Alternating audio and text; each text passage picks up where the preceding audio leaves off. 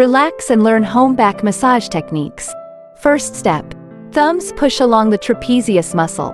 Make a fist and use the knuckles to push for reinforcement. Second step. Thumbs knead the dasui point. Third step.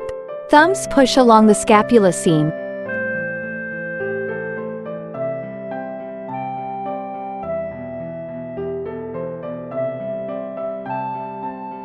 Fourth step.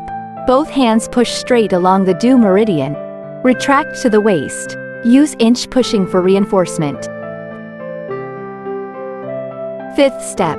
Push along the left bladder meridian. From top to bottom, push straight for reinforcement. Retract to the waist. Push along the right bladder meridian. Retract to the waist.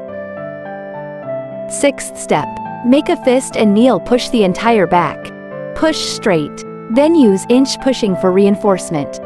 Rub back to the waist to warm up and retract. Have you learned this home back massage technique?